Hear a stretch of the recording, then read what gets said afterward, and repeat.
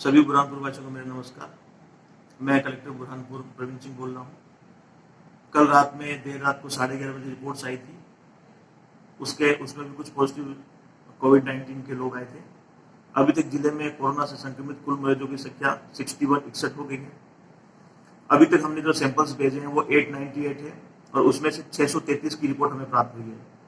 अभी लगभग 250 से ज़्यादा सैंपल्स की रिपोर्ट प्राप्त होना शेष है।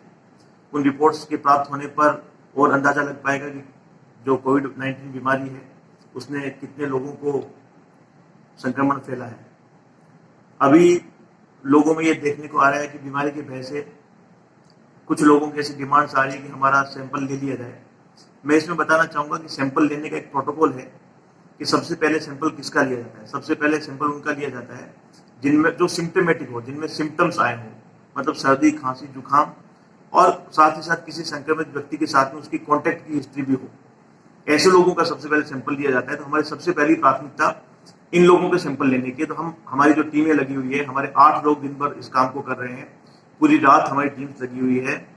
हमें उन लोगों की मेहनत को भी प्रणाम करना चाहिए कि इतनी गर्मी के अंदर उस पीपीई सूट को पहनकर सैंपल लेना और उनकी पूरी रात भर बैठ के उसकी सैंपलिंग का पूरा प्रोटोकॉल के फॉर्म्स भरना, ऐप में एंट्री करना और पता रात को 3 बजे वो सैंपल जो हम लोग यहाँ से रवाना करते हैं, सुबह इन 2 जाकर सैंपल सबमिट होते हैं।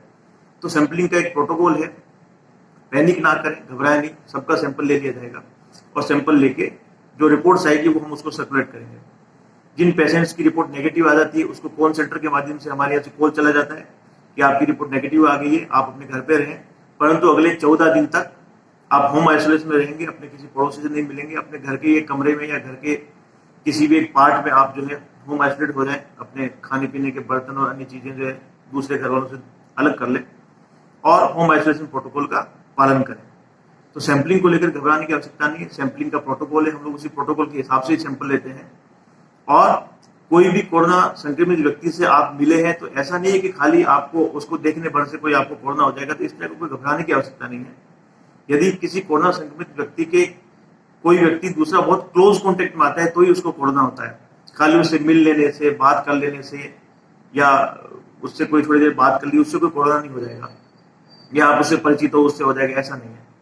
यदि किसी कोरोना संक्रमित व्यक्ति जिसको कोरोना हो और उसके कोई ड्रॉपलेट्स उसकी छींक या उसका थूक या उसका बलगम ऐसी चीज से आप संपर्क में आते हैं, क्लोज कॉन्टेक्ट में आते हैं, उसके बॉडी फ्लूइड से क्लोज कॉन्टेक्ट में आते हैं, तभी दूसरे व्यक्ति को कोरोना होता है। अभी तक जिन परिवारों में कोरोना हुआ है आप ये देखेंगे तो भी पता लग जाएगा कि उनके भी पूरे परिवार को कोरोना नहीं हुआ है। यदि उस परिवार में 10 लोग थे तो मात्र 2 या 3 को कोरोना हुआ है, 7 लोगों को कोरोना नहीं हुआ है। तो सैंपलिंग को लेकर अनावश्यक रूप से घबराने की आवश्यकता नहीं कि हमारा सैंपल नहीं हुआ, मुझे क्या हो जाएगा। यदि सिम्टम्स है तो हम आपका सैंपल सबसे पहले लेंगे और एसिम्टोमेटिक है तो कोई सैंपल लेने की आवश्यकता नहीं है। जब ज्यादा नीडी लोगों के सैंपल हो जाएंगे तो दूसरी बारी तक हम आपका सैंपल ले लेंगे। अभी हम लोग पर डे 250 से 300 सैंपल ले रहे हैं और उनको सैंपल के बाद उसका जो प्रोटोकॉल रहता है उसके हिसाब से लैब में भेजते हैं, थोड़ा समय लगता है, तो घबराया नहीं, सबका सैंपल लिया जाएगा। दूसरा, ये एक देखने में आ रहा है कि कुछ क्षेत्रों में महिलाएं बाहर आकर राशन और अन्य मांगों की बातें कर रही हैं। मेरा उन सभी महिलाओं से और उनके सभी परिवारजनों से अनुरोध है कि निश्चित रूप से जिला प्रशासन इस बात को समझता है कि पिछले लॉकडाउन की अवधि में उनका रोजगार ठप है, उनकी आर्थिक स्थितियां कमजोर हुई है, वो सारी चिंताएं हम लोगों को है और हम लोगों ने राशन के पैकेट्स बना भी लिए हैं। आप लोगों की सुविधा के लिए मैं आज कुछ हेल्पलाइन नंबर जारी कर रहा हूँ। वो 10 मोबाइल नंबर रहेंगे। उस 10 मोबाइल नंबर पे आप लोग फोन करेंगे और फोन करके आप अपनी समस्या बताएंगे तो 12 घंटे के अंदर आपके यहाँ पर राशन की व्यवस्था हम लोग कर देंगे। मेरा आपसे अनुरोध है कि आप घरों से बाहर ना निकले। यदि आप कानून का पालन नहीं करेंगे तो इससे समाज में गलत मैसेज जा रहा है और हम बार बार इस चीज को टॉलरेट भी नहीं करेंगे। आप कानून का पालन करें। आपकी व्यवस्था करने के लिए आपका कलेक्टर है, आपका जिला प्रशासन है, मैं पूरी व्यवस्था करूंगा। मैं आपको मोबाइल नंबर दे रहा हूँ और ये जो मोबाइल नंबर है वो सीधे मेरे अंडर में रहेंगे, सीधे मुझे रिपोर्ट करेंगे और वो बताएंगे कि इस मोहल्ले से ये समस्या आ रही है। हम सारी समस्याओं का निराकरण करेंगे। मुझे उम्मीद है बुरहानपुर की जनता इस कठिन परिस्थिति में जिला प्रशासन का साथ देगी और स्वयं अपना भी साथ देगी, क्योंकि ये हम जो सारी व्यवस्थाएं कर रहे हैं, ये जो कर्फ्यू लगा रखा है, ये बाकी सारी चीजें कर रखी है, ये सिर्फ और सिर्फ बुरहानपुर के लोगों के लिए, बुरहानपुर की जनता के लिए है। इसमें आप लोगों को सहयोग करना पड़ेगा क्योंकि बुरहानपुर हमारा है, हमें इसको बचाना है किसी भी कीमत पर।